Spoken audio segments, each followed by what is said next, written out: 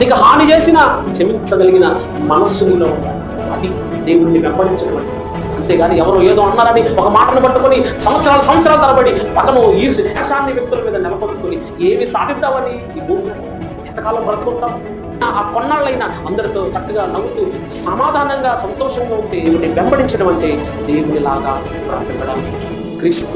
క్రీస్తు యేసులకు కలిగిన ఈ మంచి మనస్సు మీరును వరకు దేవునిలాగా జీవించకుండా ఆయన నీ కోసము శిలువ మరణము పొందినంతగా తగ్గించుకుంటే, నేను ఆ జీవితంలో చిన్న విషయాలు తగ్గించుకోకుండా ఇతరుల పట్ల అమానుషంగా ప్రవర్తిస్తే ఎక్కడ మాదిరి, ఎక్కడ నీ శిలువను ఎత్తుకుంటున్నావు, ఎక్కడ శ్రమలు భరిస్తూ ఉన్నావు, ఎక్కడ అవమానాన్ని సహిస్తూ ఉన్నావు, ఎక్కడ ప్రేమను చూపుతూ ఉన్నావు? ఇది కాదా శిలువ నేర్పించే పాఠం? ఇది కాదా దేవుడు మన దగ్గర నుంచి ఆశించే మాదిరి? ఏమిస్తున్నావు దేవుడికి ప్రతిగా? మంచి సాక్ష్యాన్ని, మాదిరిని లోకానికి ఇవ్వగలిగినట్లయితే, నీలో క్రీస్తును చూపించగలిగినట్లయితే దేవుడు నిన్ను బట్టి ఎంతగా సంతోషిస్తాడు. యేసయ్య కోరుకున్న శ్రామికులారా, సేవకులారా, సువార్తికులారా,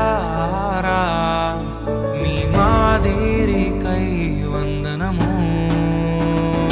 ఉన్నత పనికై మమ్మును పిలచిన దేవా, మా కొరకై నీ ప్రాణం అర్పించితివి. నీలో నిలచి ఉండుటే మా భాగ్యము, నీ కొరకై జీవించెదము.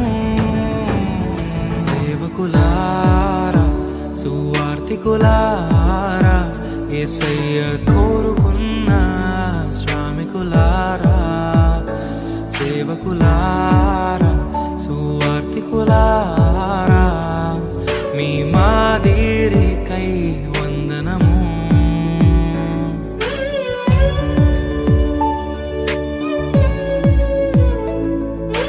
మనకంటే ముందుగా వెళ్ళిపోయిన వారి కంటే మనము గొప్పవారము కాదు, మనము మంచివారము కాదు, మనము ఎంత మాత్రము శ్రేష్ఠులము కాదు.